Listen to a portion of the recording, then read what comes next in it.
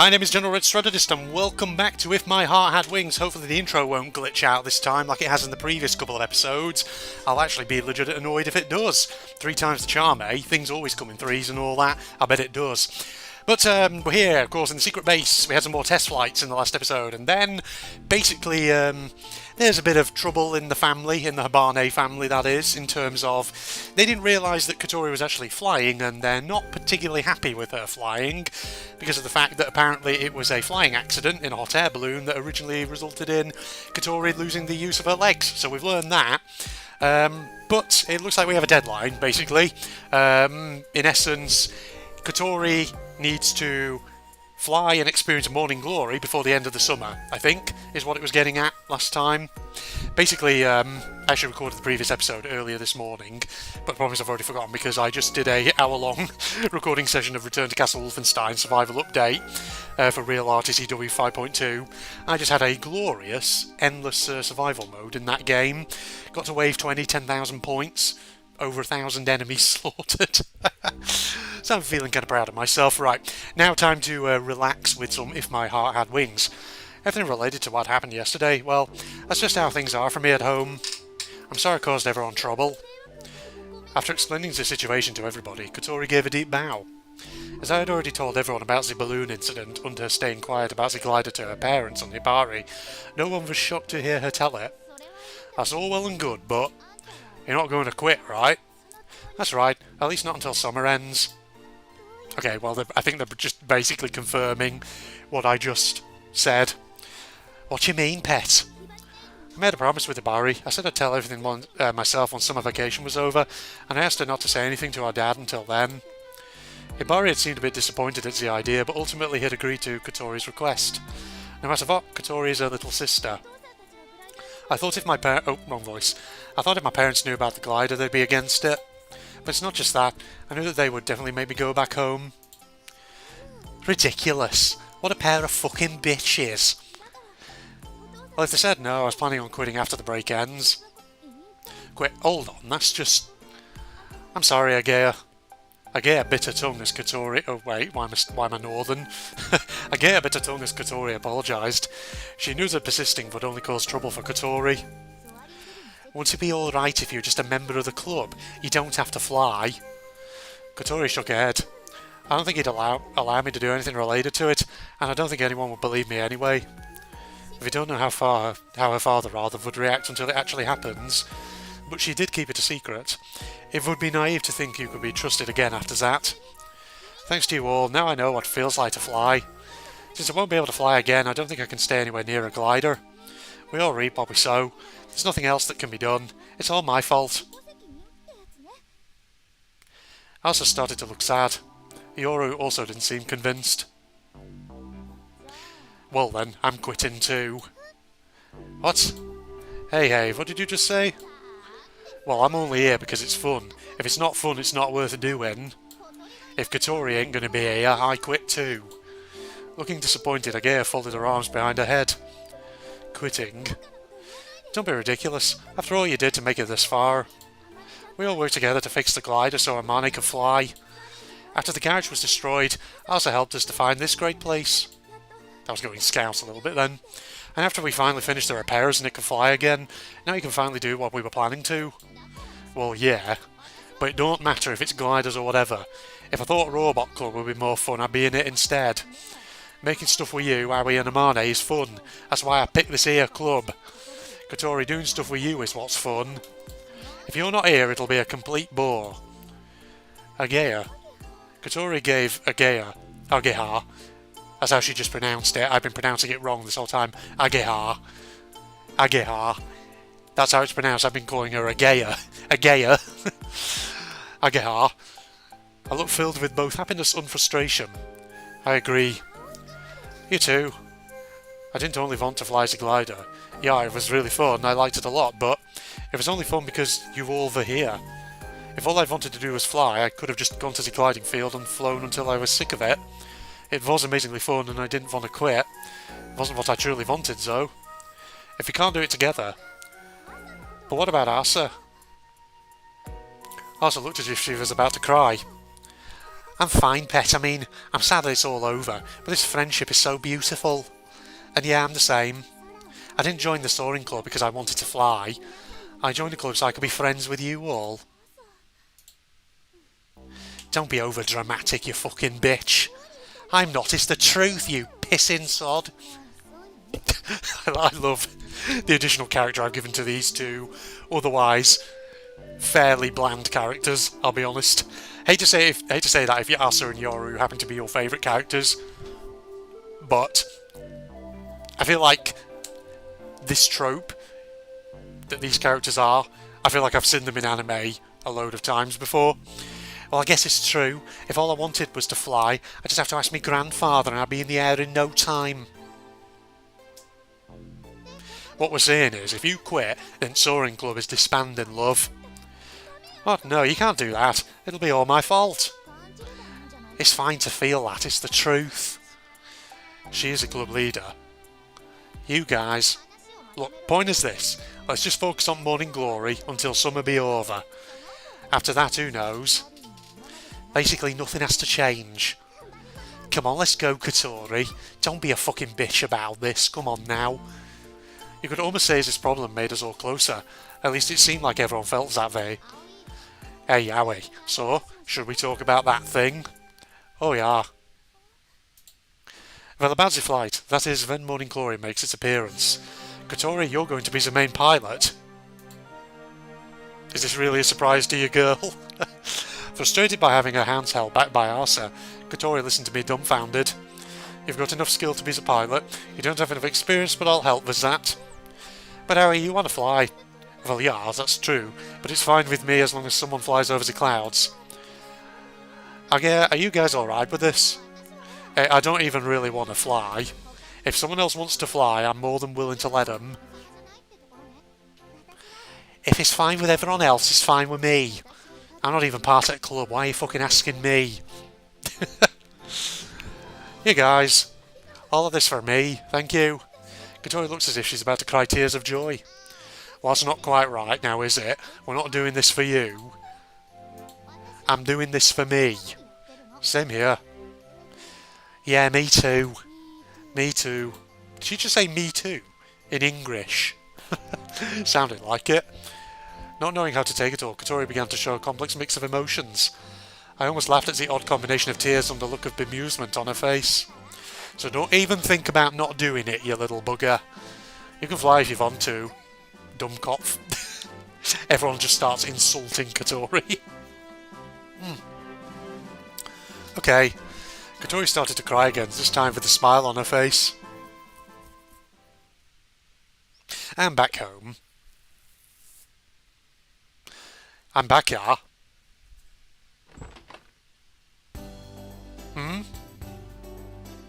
Something is scribbled on the dining hall table.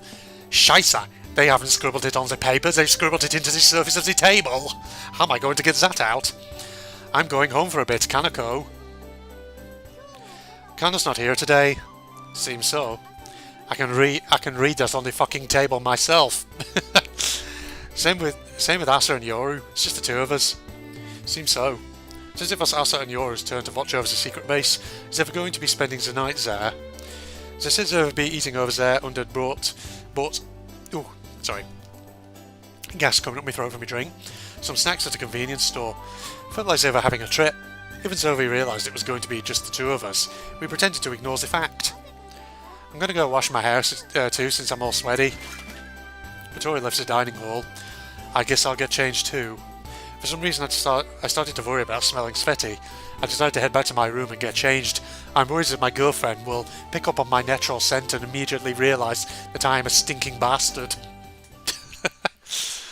Really going for it with these additional lines, aren't I?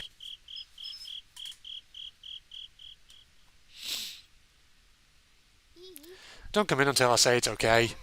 Are you really alright? I said I'm fine. Make sure Aoi doesn't come in, Hat. If he tries to, give him all you've got. Hat menacingly flapped his wings my way. Shrugging my shoulders, I left the room. Little does Hat know, I could easily turn him into a special duck in hoisin sauce if I really wanted to, yeah. It seems like Kotori is making dinner tonight. Since she doesn't want me to see how she cooks, she kicked me out of the kitchen. I wonder if she really is okay. Maybe she'll cut herself with a knife or burn herself on the stove. Maybe she'll burn the dormitory down. Starting to become anxious, I tried to peek through a gap in the door, but Hat was keeping watch like a loyal guard dog. Also, peek is spelled wrong. In this context, that should be P-E-E-K, not P-E-A-K. P-E-A-K is like the top of a mountain, the peak or something has peaked. I could bust my way through, but that would only make Kotori upset. I'd like to avoid that kind of conversation tonight. I am worried though. If I could see her from here, I probably wouldn't be all that concerned. Not being able to see anything only made me worry more. Trying to listen in on what was happening, I suddenly realised something. If Kotori's father knew about the glider, he'd probably feel like this. Even if he didn't know anything about gliders, he'd definitely understand what the Soaring Club does. It's obvious, they simply would be flying. So of course he'd be extremely worrisome about something terrible happening to his daughter. It's probably only because Hibari frequently came here and knew us all that she promised to wait until the end of summer. The phone in the hall was ringing. Since I had a cell phone, it was almost never used, yet it was ringing now. Slipping past the gaze of Hat the watchdog, I headed towards the entrance. Who could it be? Maybe Kaneko? Maison du Flying Fish? Who be this? Excuse me, but is the manager Mr. Manase available? The caller was a man. Speaking, may I ask who's calling? Oh. It's Dado. It's Daddy-O. This is Irish, but even more emphatic and pronounced. This is Kotori... Oh wait, I'm doing it out the right side of the mouth, not the left. This is Kotori Habane's father. My mind instantly went blank. Guten Tag. Right now she's... Actually, it's not Kotori who I called to speak with. He quickly corrected me.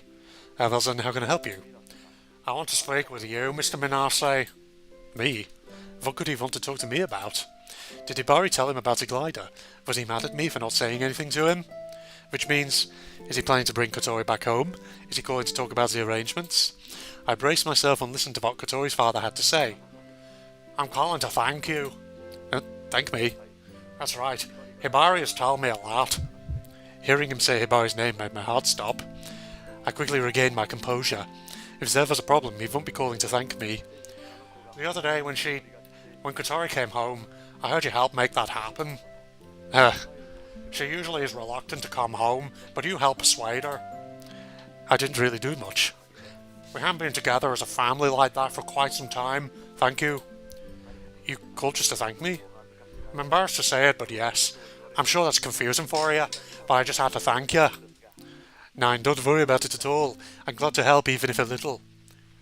I paid him a little lip service since I didn't know what else to say. He sounded to be about the same age as my own father. Kotori was happy too. She really seemed really happy when she was talking about her time at home. She did. He seemed surprised and gracious at the same time. Such a simple thing really seemed to make him happy. I can't tell him that the pandas was the thing she was most excited about. I see. So she really was happy? Yeah, she was. I wasn't lying. She did really seem to be happy when talking about being with her parents. I heard about what it's like there from Hibari and Kotori's homeroom teacher. So even Kotori's homeroom teacher had spoken with him.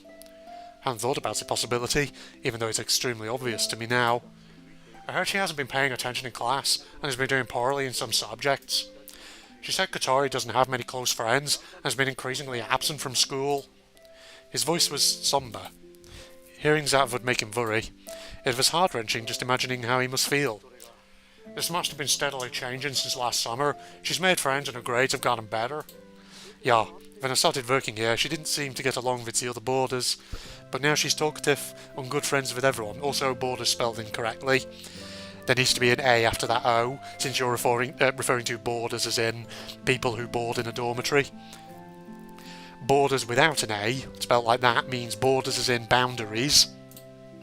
I tried to be as cheerful as possible. Wait, that went Irish for a moment. I wanted to make it seem as if he didn't need to worry as much anymore. Hibari told me that it was all because you came. And I don't mean in the sexy way. Oh, Daddy-o, what the hell are you talking about? I even heard she was adapting to school and making more of an effort. Also, I know the fact that you two are now boyfriend and girlfriend. So when I say it's all because you came, I mean that in more ways than one. Mr. Barney, please. Well, it wasn't just me. It was really all thanks to meeting Amane under Ageha. Even Glider had a big impact. I didn't really do anything. But I didn't tell him that. Should I go get Kotori? Since you called, you may as well talk with... No, that's quite alright. He was surprisingly blunt. She probably hasn't forgiven us just yet. The slight cheerfulness that came to his voice had already faded. She hides it, but I know how she feels. We're the reason she left home. Even though she has absolutely no interest in engineering. Kotori had lied about her interest in engineering and came to Keifu Academy. Her parents believed her, but came to realise it was a lie once they heard about her grades. At the same time, that lie revealed another hidden desire.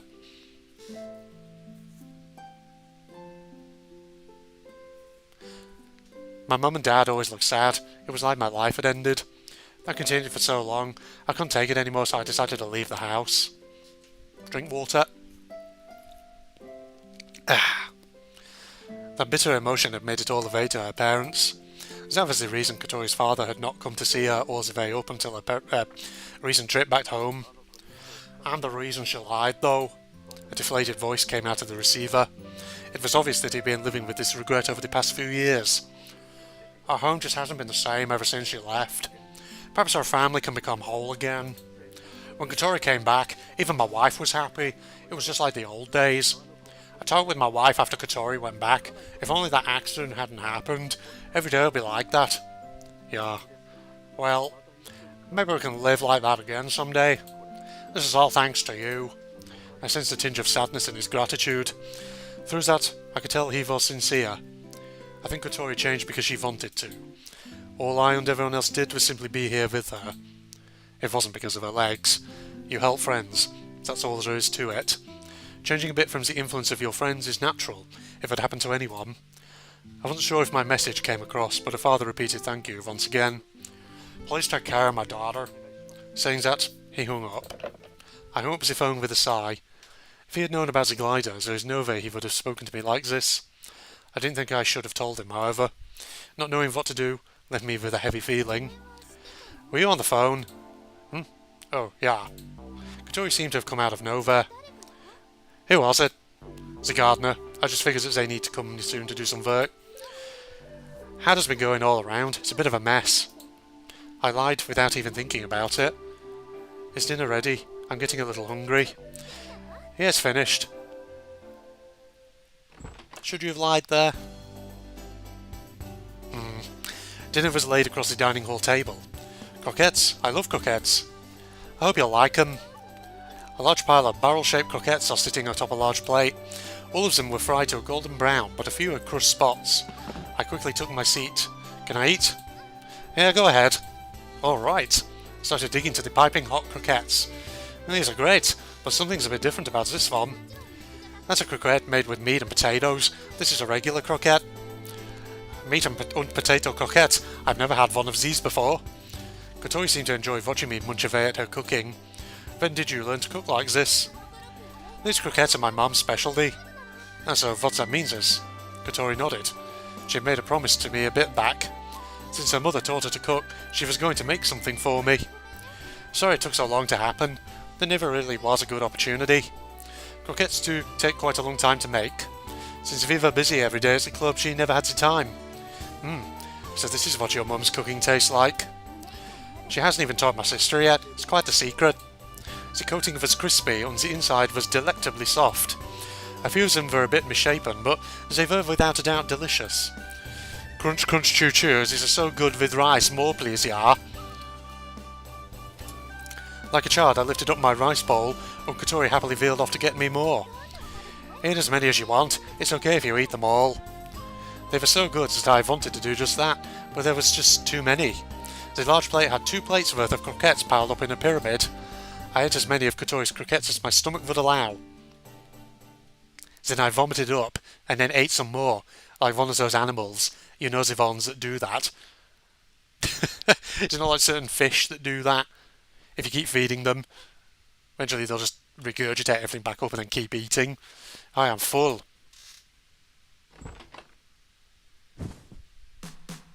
I threw my overstuffed body onto my bed. It's ever so good, I am stuffed. I'm glad you liked it. Having her cooking praised really seemed to make Kotori happy. Hold on a minute, okay, I'll be fine in a bit. I laid on the bed until my stomach settled a little. While I was resting, Kotori began staring at the bicycle decorating the corner of my room. You sure do take good care of it. Yeah, it's sort of a habit. I can't sleep if I don't do it, even so I don't ride anymore. You don't? I couldn't even if I wanted to. Kotori looked at my right knee. It looks completely fine, but I guess it really isn't. I could probably ride around a little bit, but there's no way I could race. It's no fun if I'm not riding at full speed. Plus, I probably want to go faster, push too hard and then hurt my knee again. I really wanted to see you ride your bicycle. I bet you look so amazing. I can show you. I pulled myself up and fumbled through my desk drawer. After a bit of searching, I pulled out an album. My friends in the cycle racing club made this for when I transferred schools. It was filled with pictures of the club on match records. Wow, I had so many great friends. Well, when I got it, it kind of felt like a strange way of them saying they hated me. I laughed and Kotori gave me a funny look. Because, you know, when I left it was kind of like I was running away from bicycles, and then they give me this. When I got it, I just shoved it to the bottom of my drawer. I even forgot I had it. But you can look at it now, I guess. All thanks to the glider and making new friends, I suppose. Now, I appreciate their thoughtfulness. I really don't have any bad memories from back then. Wow, you look so young there. I looked like a bit of a punk. If it's a picture of me from the first grade, I really look like a child. That's so cute. I love it, Owie. I just want to pinch your cheeks. Guys don't like it when you say they're cute, you know. Hey, speak for yourself, Owie. Saying that in a sullen tone, Kotori laughed in a way that implied even that was cute. You look so handsome in your bicycling uniform. Hey, this bike can go really fast, right? About how fast can it go? Well, if I pedal as fast as I can, I could probably go a bit faster than a car at normal speed. What exactly is normal speed, Owie? 10 miles an hour, 20, 30? Faster than a car? There's no way I could keep that speed up the whole time, of course. But it's a sprint right before the goal, then I use my legs full blast. Yeah, it can go pretty fast. Full blast? Basically using up all the energy you stored up. Oh wow, that's a really steep hill. If we call it a hill climb, it's really, really tough. It looks like it. Just look at your face here. Let me tell you though, after you struggle and struggle up the hill, there's quite a prize awaiting you. Going downhill. Downhill? Yeah, going downhill gets you going really fast. It feels amazing. Must feel like riding to the top of a vertical draft and gliding far off. Well, it's similar, but still different. The sense of speed is much higher on a bicycle. Moving across the ground really makes the sensation no joke. It feels great to be hundreds of meters above the ground in a glider, but it's different. Bicycles. You were in the volleyball club, right? Yeah, at first I was a spiker, but since there was no setter I switched. I was pretty good, so I could play anywhere. Cool. Do you have an album or anything? Kotori flashed an awkward smile. I threw them all away. Sorry I brought it up. For some reason I gave her German then, I don't know why. No, actually seeing your album makes me sort of regret doing that. They weren't bad memories. I wish I kept them. Would have loved to see pictures of you from back then. I bet you were really cute. Maybe. She nodded quickly. Not really modest, Well, we had a reputation in our neighbourhood for being the beautiful sisters. But it wasn't really much of a contest. Hibari was way more popular than I was. She'd even get love letters from nearby towns once in a while. I can see that happening. Kotori looked offended after hearing me murmur that. But you must have been popular too, right? My heart was pounding as I asked. Well, maybe. Kotori had an annoyed look on her face as she answered. But I had absolutely no interest in boys back then. I never dated anyone or anything. The first guy I ever liked was, well, you. Even though she was smiling, she still seemed to be a bit embarrassed to say it. I was extremely happy, but... About the way we talk to each other. Well, if we're going to be together, shouldn't you try to be more relaxed when you're with me? Yeah, I guess. Say that you like me again. Oh wait, that was Irish, not German. All of a sudden. Why not? It's no good if you're not relaxed. Go ahead to try. Okay, I like you, Owie. Hey. It's hard. I'm just so used to being nervous. Trying to be more relaxed is... Don't worry about it. I'm sorry, I'll try. You have to, okay? Okay, I promise. Katori began flipping randomly through the album. Aside from the pictures, my race results were also in there. Although she probably didn't understand them, she stared at them with great intensity. What do you mean she didn't understand them? Is it not just first, second, third, gold, silver, bronze? Or is there something more technical to it? Hey. When you had your accident, you fell from a balloon, right? Yeah. Katori raised her head. Oh, God. Ah. Sorry, I had something in my throat then. And flying a glider isn't scary? Not at all. She spoke confidently. When Nibari talked about it, she turned really pale. It seemed like it had been a terrible accident. However, Katori didn't seem to be scared at all, even doing spin recovery training. Ever since I was a kid, I wanted to be up in the sky, so one time when we were travelling, I heard about a hot air balloon ride. I begged and begged and said they'd let me ride it. Then the accident happened. But it was the first time I'd flown in the sky like that. It was really fun. I'll never forget how the sky looked from that hot air balloon. So that's kind of a good memory. Yeah. I could tell the response was completely honest. My accident happened while I was going downhill. The cyclist in front of me fell, and I went down as well. Oh. Of course, I still remember how good it feels to be going downhill. I can even remember going up to the winner's podium. That's what Agaha regretted not being able to see. I would have liked to have seen it too. Like I said, I only really wanted to ride. I didn't really care about the results. Going up to the winner's podium, being congratulated by my coach and teammates, Anchan was really happy. I really got a taste for it then. I got too enthusiastic when I was going downhill, and then I got into the accident.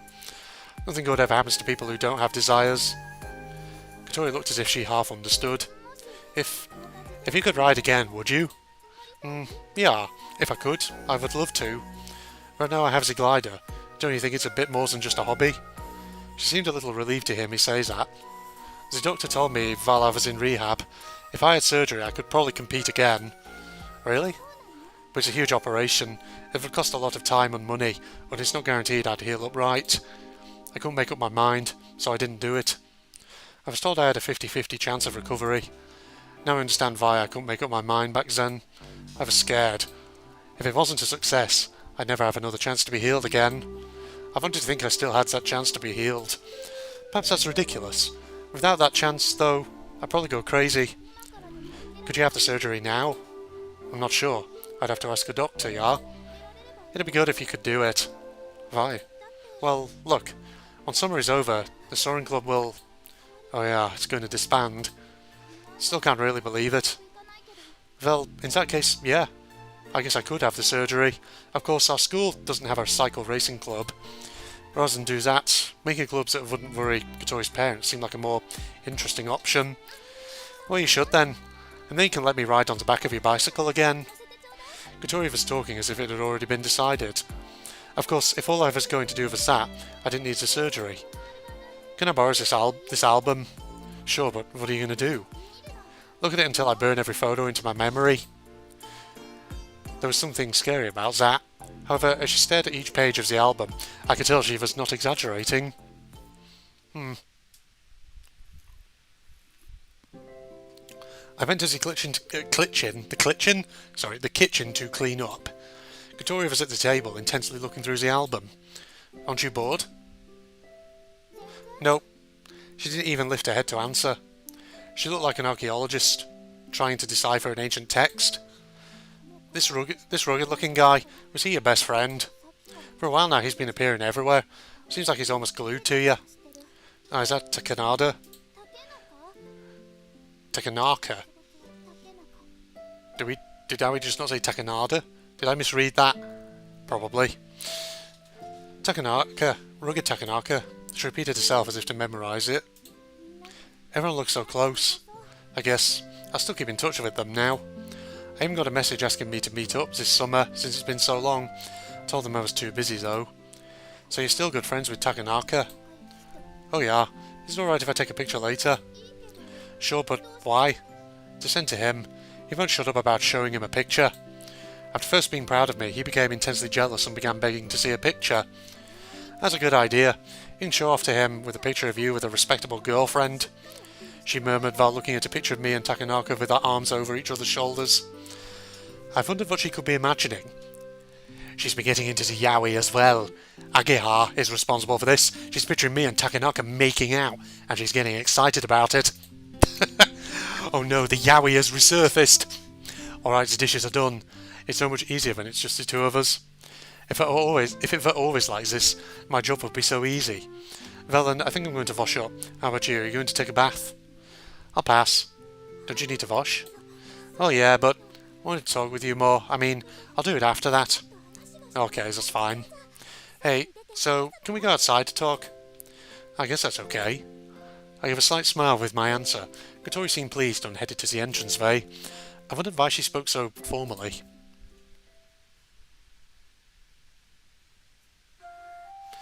The sky sure is beautiful. Looking completely at peace, Kotori gazed up at the sky with the infinite number of stars shining down on her as if they were smiling. Kotori smiled to herself, I should say, as all of those shining smiles sparkled in her eyes. Hey, Aoi, I bet you could reach out and touch the stars if you flew at night. Seems like a jar. Of course it's dangerous to fly at night. Here I'm trying to be romantic and you have to go and be all realistic. Sorry. Kotori pouted. I laughed trying to cover my embarrassment and apologised. Even though V obviously can't reach out and touch the stars, that doesn't stop me from putting my hand out. That's what I think about when it comes to the way we fly. Yeah. I thought perhaps that word only carried that sort of meaning to me. The way she happily carried on the conversation made her look even more beautiful. Which is why I decided to say it. Can I touch your legs? You perv. No, 9-9. I'm being serious here. My reason was simple.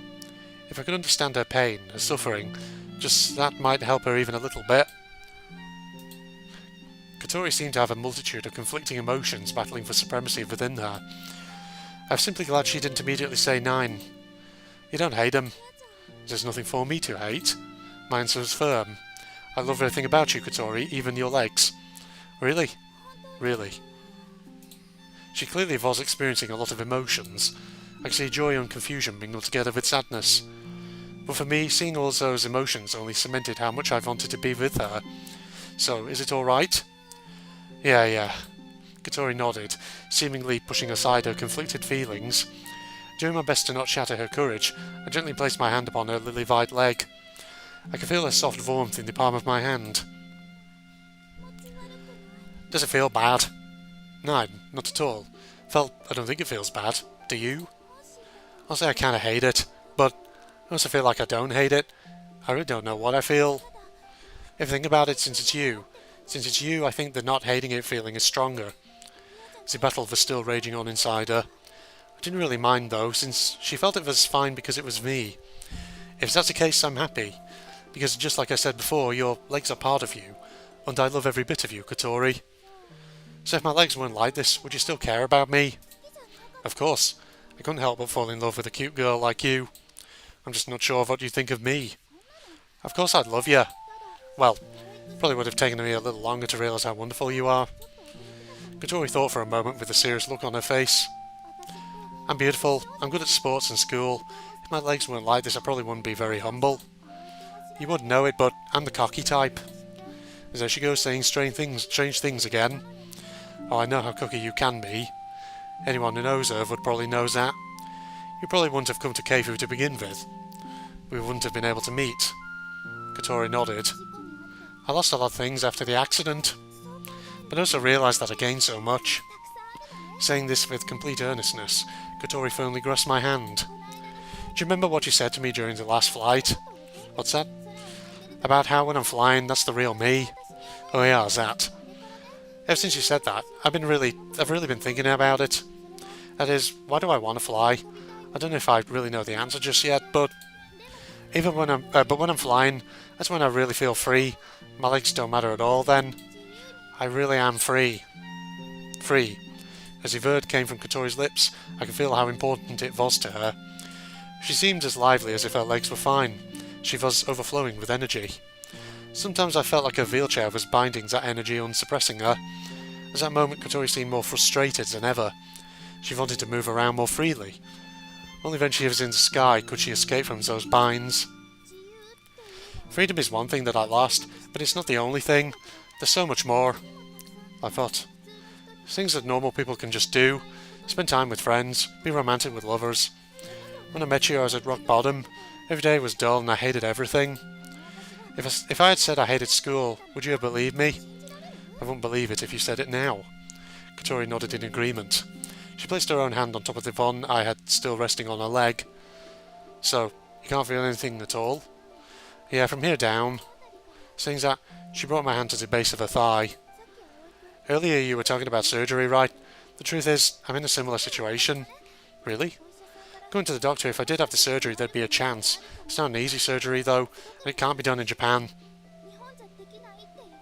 I'm not aware of any surgery that can cure paralysis.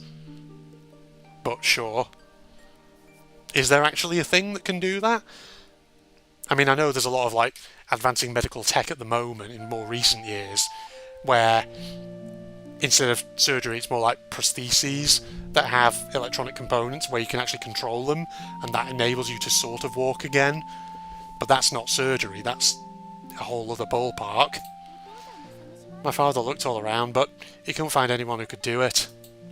Would you be able to walk again if you had that surgery? I wonder. Even if the surgery was a success, they said I wouldn't recover completely. On top of that, the success would be a 1 in a million thing. It's pretty hopeless. Oh. Did I get your hopes up? I'm sorry. That's fine.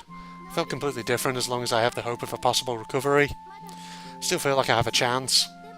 But if I knew it was impossible, I feel so hopeless. I give up on everything. After saying that, she laughed and rubbed my arm. And that's when you appeared, Aoi. Kotori. I held Kotori close to me as a sudden, almost unexpected sensation of love swept through me. I'm glad I met you. Oh, that was Irish. I'm glad I met you. I love you, Kotori. I love you too. Aoi. Kotori, relax. It's impossible for me. Asking her to relax may just be a simple thing, but since she's my girlfriend, I can't take it lightly. Oh, well then. What? Hold on, Aoi. Since she was laying down, it was easy for me to slide my hands under her. I cradled her in my arms and picked her up.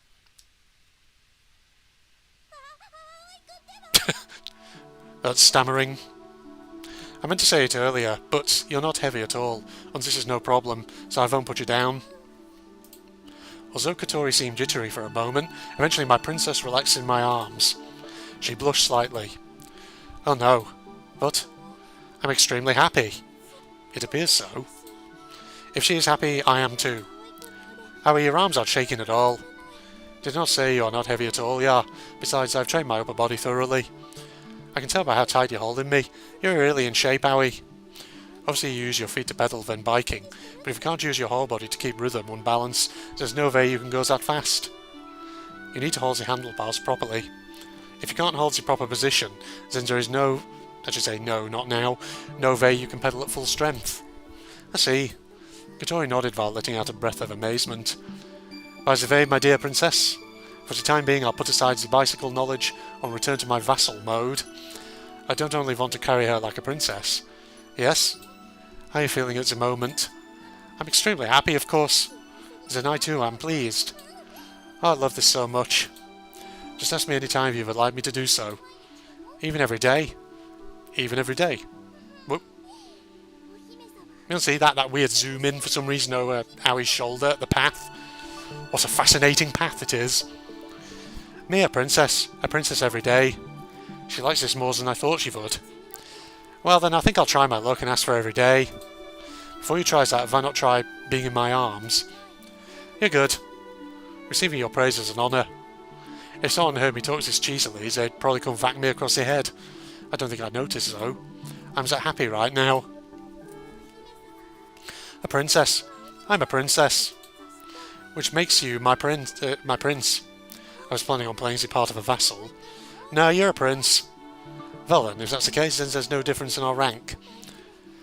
There's no way I can feel distance when you hold me like this, and you'll always be by my side, ready to hold me like a princess. Well then, if there is no distance between us, then we are equal, so that means you need not be nervous around me at all. You're still nervous? Yes, it's just I think my wanting her not to be nervous is only making her more so. I guess there's only one more thing I can do. I'd like to kiss you. Me too. Well then, Princess, your wish is my command. I shall happily oblige to any of your orders, my dear Princess. Cheesy, but also kind of adorable. Staring at me with wide open eyes, Kotori seemed to be thinking intensely. For a moment the cries of the nocturnal insects became nearly deafening.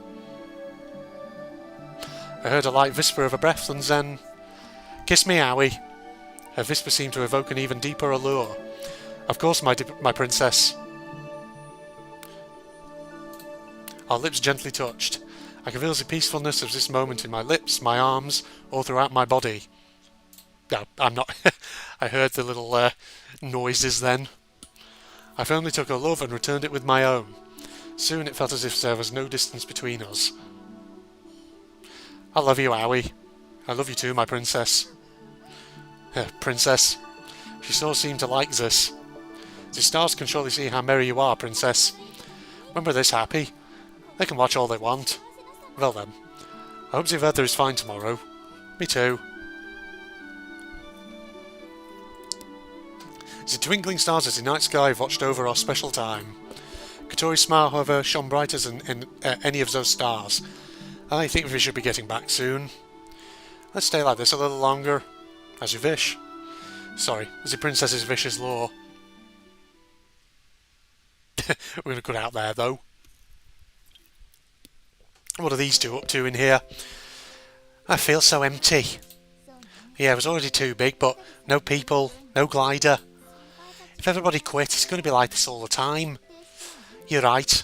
But it's just going to be return to how it was before she came here. Yeah, I'm not sure why, but it just seems natural that they'd be here. The glider too. This was a... Ooh, gas from my drink coming up my throat. Yeah. This was originally an airplane dock, right? I guess so. You seem bummed, Yoru. What's up? We're just starting to do something fun. Yeah. This is what happens when I'm drinking, whilst also doing a lot of reading of text in a visual novel. Or just talking a lot in any game that I'm playing. It's like they just do whatever... I should say they. It's like they just do whatever they want. I wish they thought about our feelings. Our? They're my mistake, I meant your feelings. That's a big mistake, you weren't even close to being right. I wonder if those clouds will come tomorrow. Dunno, but it seems like it'll happen within these next 3 days. Nerve-wracking. Hey, you're eating too many snacks, you fucking bitch. You greedy beggar. I told you to leave mine. Those are my snacks. You fucking eat those, I'll fucking stab you. I'll get me shiv out. But from that time I was in Liverpudlian prison. I can't calm down if I don't eat, bitch. Ugh. Anyway, why are you cleaning? No reason. Everyone just left stuff out, so... what's this? Is that rope?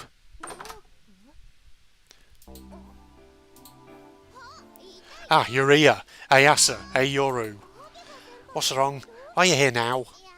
I was just feeling restless at home. Plus, it could be coming tomorrow, right?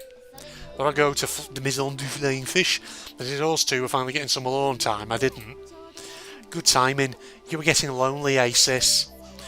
Glad you're here. I'm so fucking sick of my own sister's company. She's such a bitch. Thank you. Oh yeah, here are some strawberries. Oh yeah, your sister is a right bitch. Look, Yoru, strawberries. What's that, Yoru? I found it over in storage. It's kind of like a rope, but look. Is that rubber? Looks like a rubber cord. I thought maybe we could use it for something. With something hanging from it. Seems pretty long. Well, since I found it here, I figured it has to have something to do with airplanes. Anyway, let's eat these strawberries. Yeah.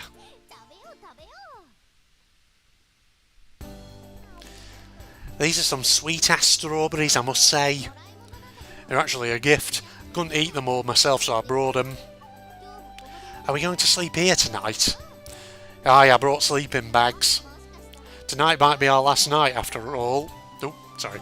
Stumbled on that line. Agia. Can't say that. Agia, are you really going to quit? If Kotori does. You won't be able to continue if she's not here. Well, I could keep doing it, but there's no real reason to. Don't you like gliders? I do. Working with Katori, Aoi and you guys is what makes it a lot of fun. I like watching everybody fly. You've changed a bit, Agea. Really? How so? Normally you'd be wanting to fly yourself. Maybe. Aoi only let me fly once or twice and boy does it feel good. It does feel good. But well, that's not why I'm here. I don't really know how to say it, but that's not what's important. What you mean is if Katori isn't here, the importance is gone, right? Right. The fact that you guys think like that really shows how close friends you are. Friends are. Losing Garage last summer was a real big problem. When it happened it was real rough. Really wanted to cry. But now when I think about it, it feels like it worked for best. Because all the things we've been able to do, all the things we're able to do, all these things a normal club can't. That's all thanks to having left school. I'm jealous of you all.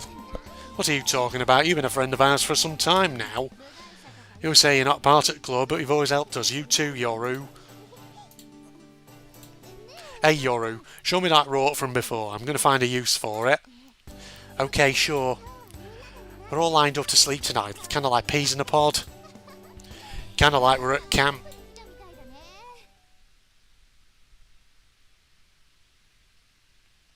And how are the loverbirds getting on here? Hey, Aoi. Yeah? Could you talk to me normally and not like a prince? Yeah, sure. What's up? I switched tones as soon as she asked. Katori was still looking up at the sky. It's finally happening.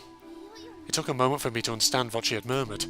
Yeah, pretty soon, I responded firmly. If Amane's predictions were right, it had a high chance of coming within the next 3 days. This is what we had been waiting all year for. Then just around the time when summer was about to start. The morning glory. I want to fly right through it. Katori almost seemed to be wishing as she said it. If I do, I feel like I can have my future back. Your future? Katori gave a deep nod. That's right, my future. That's the biggest thing I lost. I feel like if I fly through the morning glory, I'll have it back. It wasn't as if she thought God was beyond those clouds and would give it back to her. Katori Habane had lost her dignity. If she flew, I knew she would be able to believe in the future that lay ahead of her. So I said, you'll get it back. Katori clung to me tightly. I can't do it on my own, but when you're with me I feel brave. Thanks for being here with me. I gave her a strong hug. You'll definitely fly. Yeah. We both looked at the same place, straight up into the sky at the highest point we could see.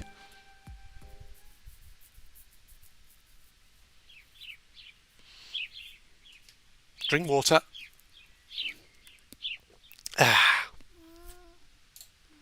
What's that noise? Good morning. Good morning, Katori. Oh, you're up. Morning, Katori. Good morning, Katori. Good morning. Everyone has to say good morning, of course. Hey guys. Why are you all here? Well, sleeping with myself were pretty lonely, so last night I met up with Asa and Yoru. I'm going to have some of these croquettes. You made these right, Katori. Okay, but don't eat all of them. I made them for Aoi. Aoi. Yoru's response had a bit of a twitch to it. What's that sudden extra concern for Aoi? It seems like something big happened last night. Shut up, you're making stuff up. We definitely didn't go to my room and make love, hot sweet love during the night, if that's what you're suggesting. That went in a weird direction. It's a good thing I didn't come here. I was just gone in way. Wouldn't been able to sleep with the sound of you two pounding the roof down. Katori, do you want some rice? Yeah, big helping, please. As I was filling a bowl, I could hear a few voices coming from the hall. Is somebody here? Good morning. Kaneko entered the dining hall with a big smile on her face. She wasn't alone. Coming in after her was... oh god. It's the other boarders, who we've not encountered in frigging years. Well, no, not years, but feels like that. In ages, ladies and gentlemen. What voice did I even give these? Were you the French one? Good morning, Harry, I'm back. Yuka. And I can't even remember what voice I gave you. A yawn, I'm exhausted. I didn't sleep a wink on the bus. Good morning. Hi Sane, Ryoko, what's going on? We got a call from Kaneko. Yeah, we heard Soaring Club is going to do something amazing, and we should come watch. Since we came by night bus, we all arrived at the station around the same time. So that's why you're all here so early. I just met them in front of the dorm, actually. You're going to fly in the glider hidden on the second floor, right? Because of some sort of cloud. Yeah, we're all interested. Always saying these things you're all working so hard on. I wanted to see you guys fly at least once. Yeah, everyone has been talking about it. You guys. From the time our garage was trashed to the time we got our base, Maison du Flying Fish, where we've been doing our work. I should say was where we've been doing our work. It was a bit of a nuisance for Yuka and everyone else, but they never complained and even helped from time to time. Oh yeah, breakfast please. There's some croquettes if you'd like. Kotori made some. Oh really? Kotori made these? Wow, they look great. They can eat some, right? Of course, I mean, you came all this way to see us do this big flight and all, but I don't know if you'll like them. They're cold now since I made them last night. There's rice and miso soup too. I'll get you some. And let me help. The entrance doorbell rang, just as I was scooping out a serving of rice. I'm coming. Sane pattered off to the entrance. A bit later. Hey dudes! Hey Anchan. As he entered, all the girls blushed a little and began fixing their hair. Oh god, you're here as well! It has been a while since we saw you. Morning, Howie. And you too. God, everyone's here. Are we going to fly today or something? Hey, we made it! Otaru, Mabu, what are you doing here? I was going to bring over some strawberries last night, but Agahar told me I'd be a bother, dude. So I just wanted to bring them before I go to work. Saying that, he put 3 packs of strawberries on the table. The strawberries from yesterday. Oh yeah. Agahar told me to come. Here's your change of clothes. Oh, thanks. What about you, Marbo? Me? Well, last time I came to watch you fly, things didn't really go as planned. So I figured I'd come one more time to watch. Oh, really? Don't get me wrong. This is because I'm part of the student council. I really don't care about you guys. Oh yeah, I get it. Say it, don't spray it. We're a full house all of a sudden. Anchan, are you guys going to eat breakfast? If that's alright, dude. Yeah, I'll take a little bit then. These croquettes do look pretty good. I guess making us these croquettes was a good call. I hope they'll leave some for you, Howie. However, we still are missing someone. Oh, what timing? Yeah, where's Amane? A bell ringing. I'll go look. Ryoko headed towards the entrance. A moment later. What's up, guys? Good morning. Amane walked in with a huge smile on her face. You really did come. Guten Morgen. What happened? You're here earlier. That's misspelled. That's here H-A-E-R. That's here isn't to do with hearing, i.e. your ears. It should be H-E-R-E. Sorry, I'm just correcting the spelling. Because I get a feeling, you know, there's a possibility that people who watch this, some of them may not be English speakers. So they may benefit from it, I don't know. You're doing a test run today, right? Since I'm your advisor, I figured I had to come watch. You're always coming and going as you please. Are you sure you didn't just come because you smelled the food? They do smell good. I'd forgotten I was hungry. The hell was that noise? Here you are. Wow, thank you very much, Howie. In a moment, the normal quiet morning suddenly became very noisy. Felt like just like the morning before a festival. Seconds, please. Me too. Okay, I'm on it. Hey, stop. You guys are eating too many. Make sure to leave some for Howie. Howie? Howie? What's this? Everyone was paying attention to the way Kotori was speaking. You guys, just forget about it. It was a pretty cool morning. It really felt as if summer was about to end. Hurry up and eat, we've got to do the test flight. This was likely to last summer for us. Oh, and chapter transition. Drink more of water. I think I'll keep going for a few more minutes yet before I wrap the episode up. Today's flight is all ready to go. The morning glory will appear tomorrow. Thinking like that, everyone was able to get in the mood to be really focused on their work. It was set up to be like the real flight, from takeoff all the way to getting up to the clouds. Air currents are heavily dependent on season, time and the patterns of the pressure in the sky, so it's difficult to fly the same course the same way. However, places with frequent vertical drafts tend to have them because of topological reasons. Oh, sorry, more gas going up my throat. Today's flight is trying to be as close as it could be to the real thing. It's basically a preview. Think you'll be able to do it? I've caught a lift before, but it's pretty different from riding a vertical draft. If I can't figure out the flow, I'll get confused, like if there is an unexpected downdraft. But I'll be fine. I'm sure I'll get used to it. After coming back from our second flight, we were taking a break while Ohhhh and crew were checking the glider. Flying an unfamiliar course would be particularly hard, since the wind is strong today. I've been directing the course from behind so that Kotori could focus on maintaining the in-air stance. We've been carried much further than I'd expected. My inspection's finished, Ohhhh. Everything seems to be in order. Same here. Let's take a 5-minute break and then start the next flight. How far is the next flight going to go? Since we have some time, should we just wait and see again? 9. I'd like to fly while we've got the time to spare. I don't want to be trying to come back when the sun's already gone down. Okay, that sounds good. Also, this next flight is going to include the possibility of an outside landing. An outside landing is basically landing somewhere other than the runway. If the glider runs out of power, that doesn't mean we can return to the runway like normal. However, it isn't exactly the same as an emergency landing.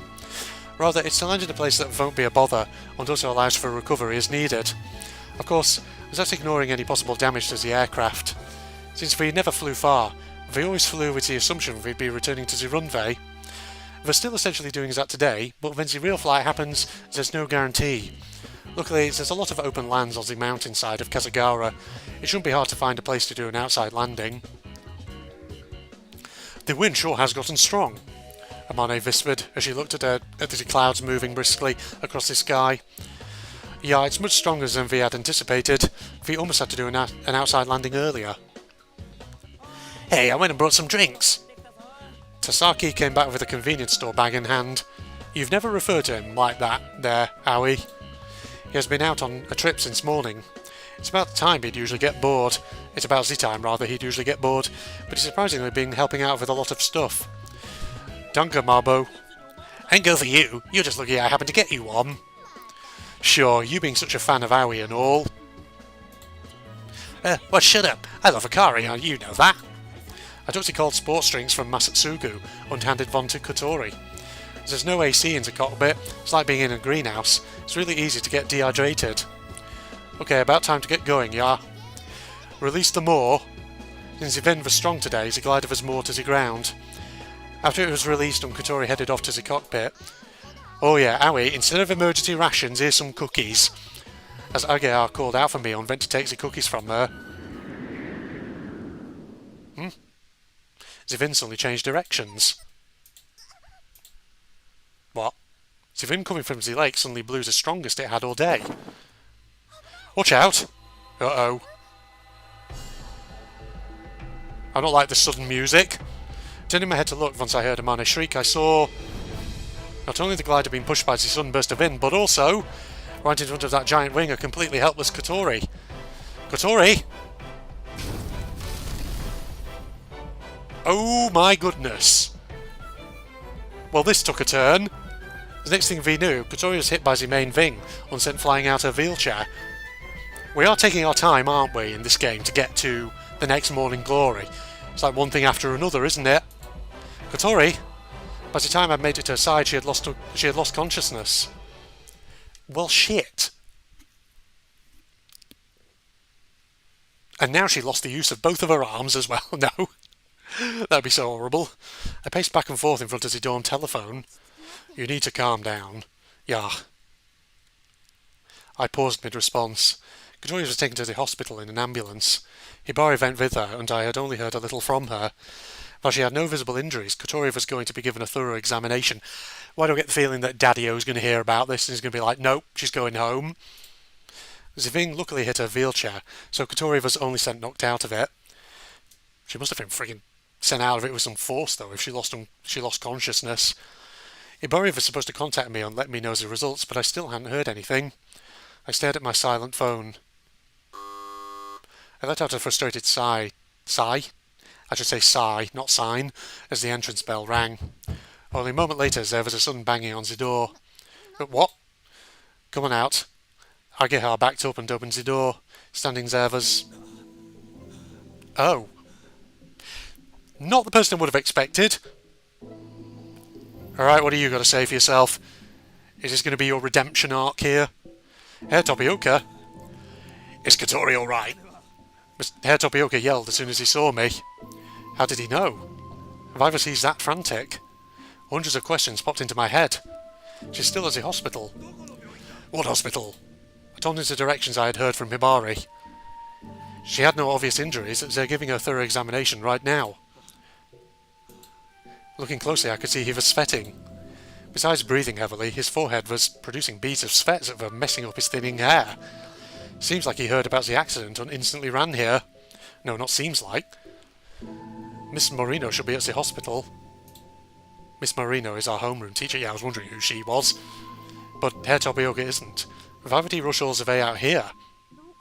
What happened? I just heard something really loud. Amane had come running from the dining hall after hearing the noise. Herr Topioka glared at Amane as soon as he saw her.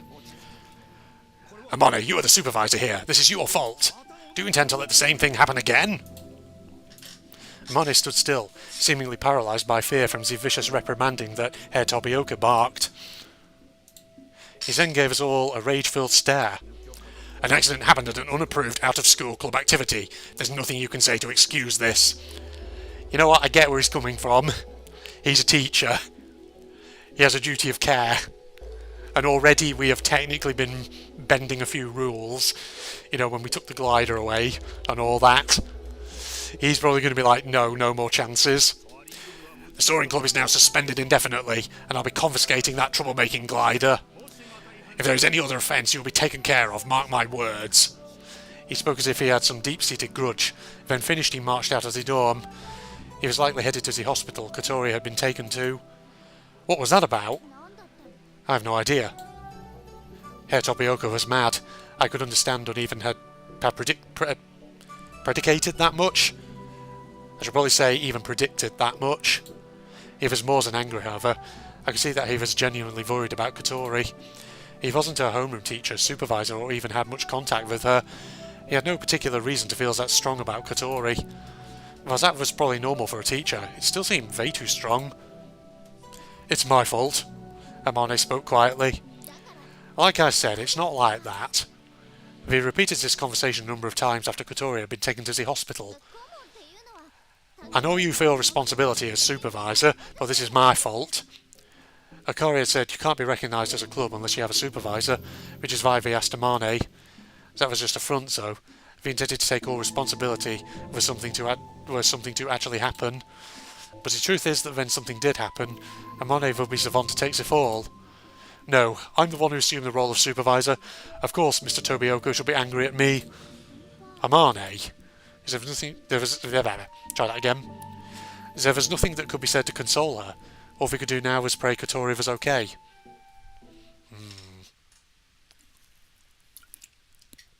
Well, I think we have a name for this episode. Disaster Round 2. Or Disaster Strikes Round 2. I see. Really? That's good. Yeah, I see. Thank you for going through the trouble to call me. Please tell her I said hi. I let out a sigh of relief and sat down to vote. Okay, never mind. Disaster strikes, but it's going to be okay. I feel like every time there's been like a disaster or something bad has happened in this game, it's actually resolved pretty damn quickly. What did they say? They said they didn't find anything wrong. She'll be spending the night at the hospital just to be safe. Oh, thank goodness. Whew. That's good. That was Hibari on the phone. She had called to explain Katori's situation. It sounds like she's okay. Kanako came out from the hallway and gave us all a look. Sorry that I kept you worrying. Seriously, hey Hat. While there was no way Hat knew what had happened, his quack made it apparent he knew Kotori's absence meant something was wrong. I'll go let Yuka and everyone else know. Kanako left the dining hall, taking Hat with her. I guess I'll be going too. Okay, I'll vote with you for a bit. What are you going to do, Amane? I'll prepare a room if you want to stay here. No, I've got some work to do, so I'm going back. But let me know if something happens. Got it. Knowing that Kotori was okay, we finally were able to move away from the phone.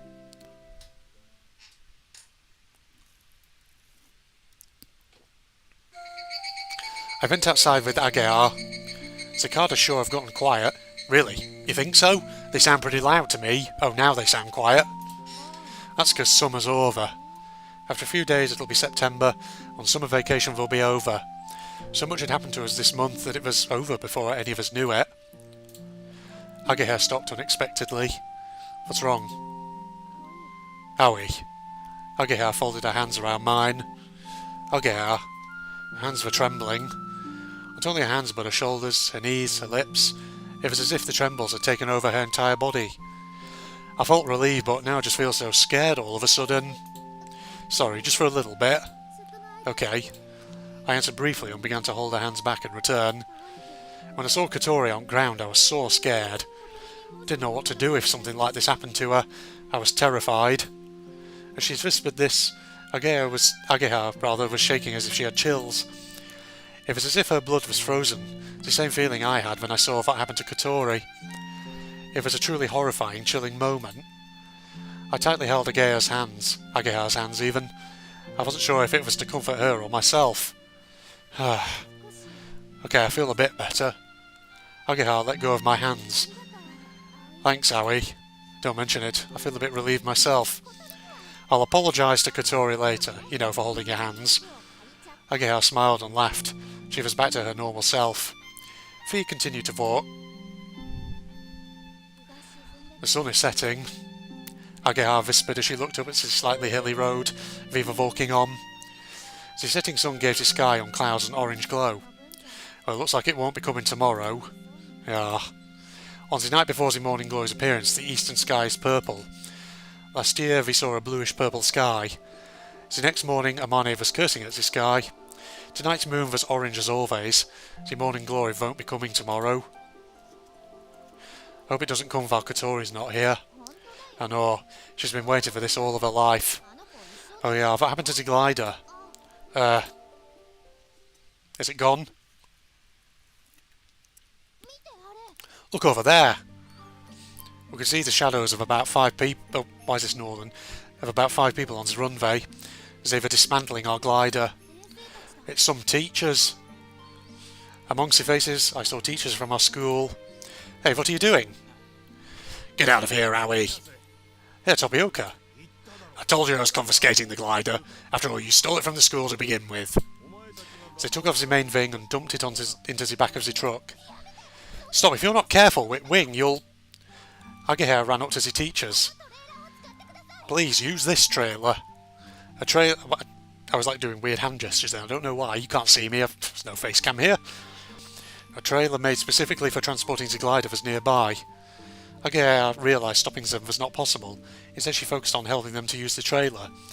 She didn't want the glider to get damaged. Aoi, help me. Okay. Seems like you've got the right idea. We showed the teachers how to dismantle it and got it loaded onto the trailer. Once it's all ready to go, take it to the school. Herr Tobioka gave orders to the other teachers. What are you going to do to the glider? That has nothing to do with you. I will tell you, however, that if you steal it again, you won't be so lucky again. Ugh. Okay, take it out of here now. The trailer and the car pulling it began to move. After confirming it was okay, Herr Tobioka went over to his own car. At that moment he turned his head to look at us. When our eyes met, he looked at me as if nothing had happened. He proceeded to get in his car and drive off the runway. All we could do was watch it leave.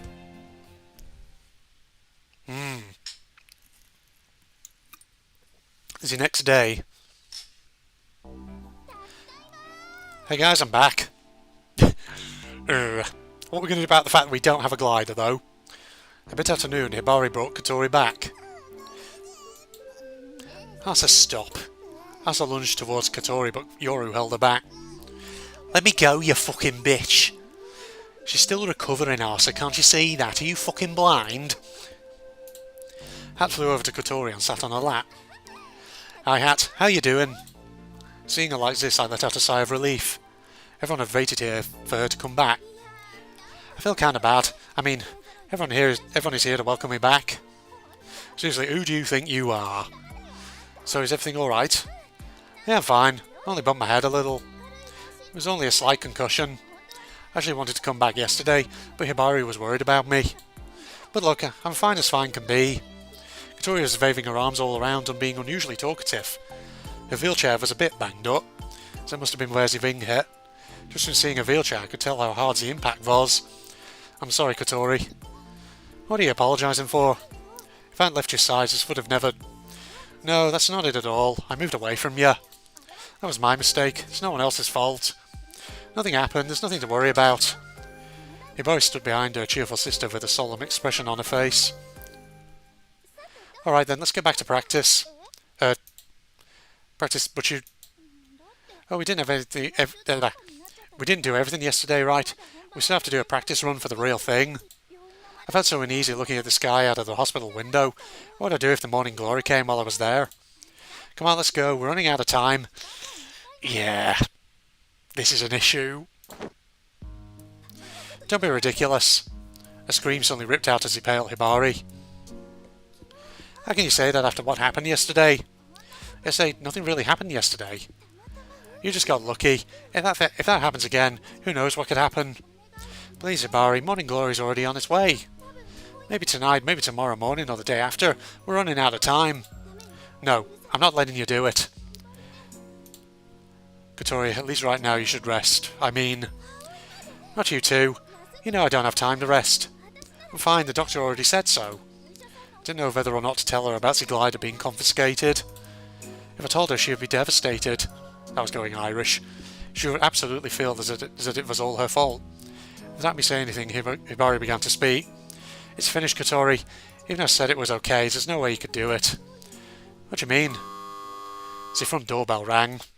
We weren't expecting anyone right now. It was probably a teacher or someone like that. I'll be right there. After opening the door, a well-dressed man in a suit walked in. Well, whenever it says well-dressed man, you already know it's her father. Kotori. Seeing his daughter, he ran over and kneeled down next to her wheelchair.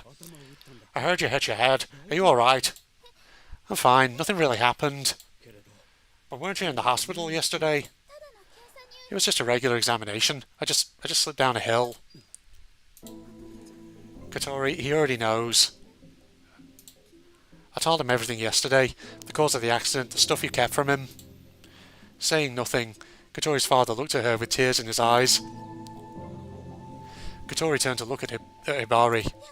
You promised. You said you were going to wait until the end of summer. How could I not tell him? But if you told him, that means that... Kotori glanced over at her father. He was looking at her with intense sadness. She turned her head away in shame. You knew how much we had been worrying about you. Yet despite that... No, Dad, that's not it. If I told you, you would have said no, because... Of course I would have. Did you forget what happened that made you like this to begin with? Kotori shook her head. So then why did you go and do something ridiculously dangerous like riding a glider? Father's voice was quiet yet reproachful. Kotori hung her head low and said nothing in response. Please, Dad, just until summer vacation is over, let me keep flying the glider. No. Dad, I can't let you keep doing this dangerous hobby. I've been working... Oh, that was going German. I've been working with everyone here, because this summer... And this isn't just a hobby, this is my passion. Kotori's father looked at his daughter with sad eyes. You fly in the sky on a glider, that's just far too dangerous. If you really want to fly, pick something safer. I'll even help you pick something. That's not it at all. Kotori was searching for the right words to defend herself, but she could not find them. If she wanted to fly, if it had to be a glider, she needed to be able to say why she had those feelings. Whatever word she would pick, however, just would not convey her feelings to anyone else. Looking at his daughter struggling for words, he let out a heavy sigh. I can't let you stay here anymore. Now come on, you're coming home with me. What? No, wait, please listen. Katori threw her head up to protest, but her father began to feel her out while completely ignoring her. Please wait, Mr. Habane. I couldn't help but throw myself between Katori and her father. Howie. He looked at me with puzzled eyes. When he called me a few days before, Katori's father had completely trusted me. I had betrayed that trust. Like Katori, I had not said things that should have been said. We all worked towards getting Katori to be able to fly. You said it on the phone, didn't you? About how Katori was changing was all due to me. That's not right. It was all due to the glider and all of her friends here. Katori nodded desperately. This time there was an accident, but our goal is right in front of our eyes. If you say Katori can't fly, then she can't. But please, at least let her finish this. I spoke as earnestly as I could. My head was bowed to him. We're all asking you to let her. Please, Mr. Habane. Please. Her father looked at the members of the soaring club, each with their head bowed. You should all know about my daughter's handicap very well. She cannot do many of the things you all take for granted. He spoke in a quiet yet grave tone. Please don't get her all wrapped up in your normal person dreams. Normal person dreams. Dad, don't talk like that. It's the truth. Katori turned pale as she heard what her father was saying. You know I've been practicing, right? I've been working so hard to get good at this. I've now been able to fly the glider completely by myself. That's just because everyone here helped you, isn't it? That's because the glider is completely safe. I said I already flew. Do you remember what you told us when you left home? You said it yourself even. You don't want to make us worry about you. That's why you went to this school all by yourself. I still feel the same way now. As she said that, her father ran his hand over the damaged part of her wheelchair. You were lucky that only your chair got hit. What would have happened to you if it wasn't the chair? Let's go home, Katori. Your mother is worrying. You need to show her everything is alright. He starts pushing her wheelchair. If I didn't do anything, Katori would be gone forever. Wait. Dad, wait. Katori stops the wheels. Katori, please let me stay here. I'll forget about the glider. I won't fly anymore. Please, I just want to be here. Katori's father looked at his crying daughter with sadness in his own eyes. You have to understand our feelings. I don't want to go. Hey Dad, let's give her a little time. I'll look after her tonight and talk to her when she's calmed down. How does that sound, Katori? Katori's father silently nodded.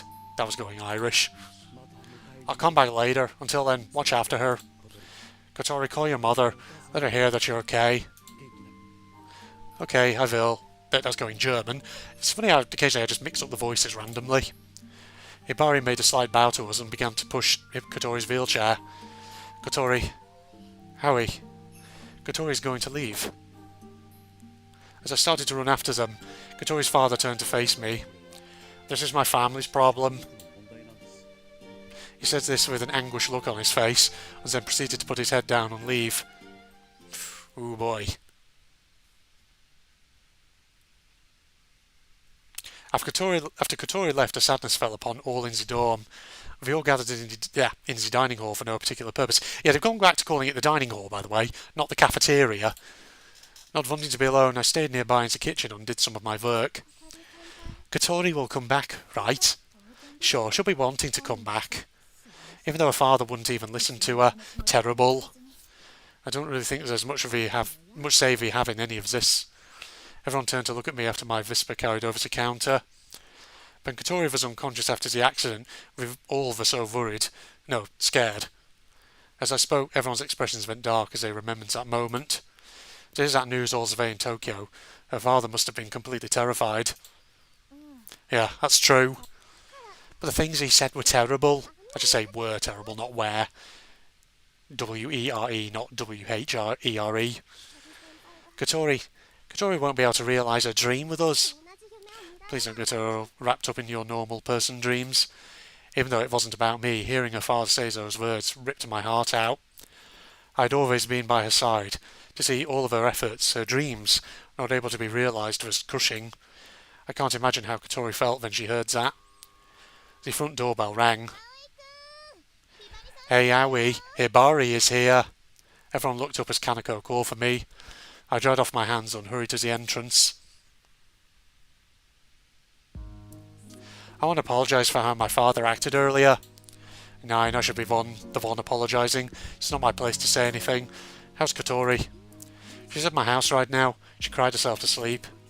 If she calms down, I plan on having her and my father talk tonight. I see. I was relieved to know she won't be going back to Tokyo immediately. Did my father upset you? Nine, that's not really it. I think he just got very emotional hearing all about the accident and the glider at once. He was shocked. I was too. All the things that were hidden were revealed in the worst way possible. Considering that, he was quite calm, even gentlemanly. Yeah, that should say quite, not quit. I'm sorry that I didn't say anything. If we didn't know about Kotori's accident, well, that's that. The problem is that she stayed quiet even though she knew we were worrying about her. What's going to happen with her? Hibari's facial expression told me that she didn't know. That's going to be for Kotori and my father to talk about. If he's opposed to it, she'll never lay a finger on a glider again. Wouldn't she be able to stay if that was the case? If you can promise that she won't go near the glider, I may be able to convince him to let her stay. Danke. Hibari bowed and took her leave.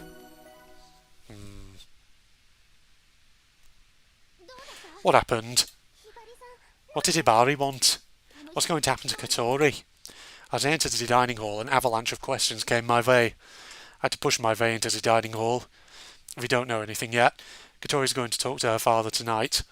Hibari seems to understand our position. She's on Kotori's side. That is, on the condition Kotori doesn't go near the glider again. That'll be good. Asa sat down looking relieved. Ageha and Yoru don't seem as relaxed. All we can do now is wait. Right, and we need to do what we can do. So if we can fly when Kotori does come back.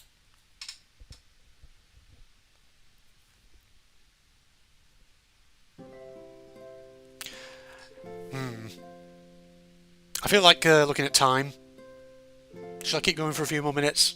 I think I will, yeah. After finishing my kitchen work, I headed back to my room for a breather. All the worrying and stress from the past 2 days had made me exhausted. I laid in my bed and closed my eyes. Kotori, please let me stay here. Oh, this is obviously a memory of her words. I'll forget about the glider, I won't fly anymore. Please, I just want to be here. Remembering Kotori's tear-stained face as she pleaded with her father twisted my heart in two. God, I nearly ran out of breath as I was saying that sentence. Honestly, as long as Kotori came back, not being able to fly over the morning glory isn't even a problem. I'm even fine with giving up on the glider. If we promise that, perhaps Kotori's father would allow her to be here. Wanting to hear Kotori's voice, I pulled out my cell phone. I selected Kotori's name in my contact list. I stopped. Kotori and her father could have already started talking. If I called now, I would just be a nuisance.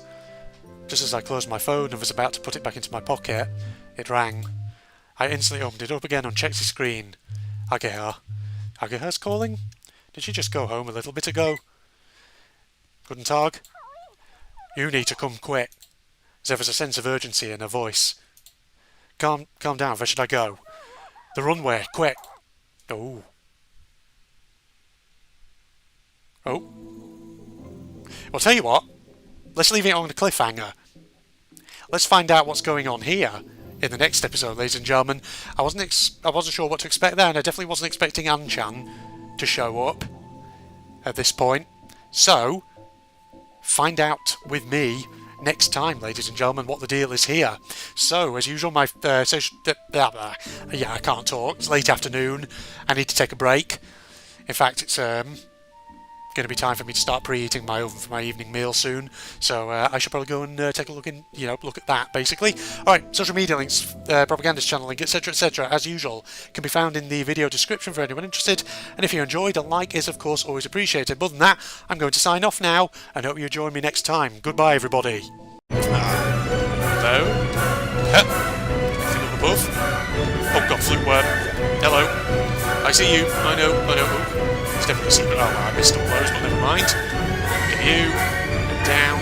Crap. You guys wanting me to do all kinds of stuff here? Oh, I don't have time for that. I have to just go. I think. Shoot. And over here. Yeah. I missed a load there. there, but never mind. I don't think I'm going to get quite as many lumps this time round. I don't think. Ha! Oh god. Crushers. No, shit. Do you think? Hooray! Stop that. Seriously. Okay, we're doing it though. We're near the front of this thing anyway, so it's fine. Shit! Apparently hurt me. Oh! Friggin' thing up there.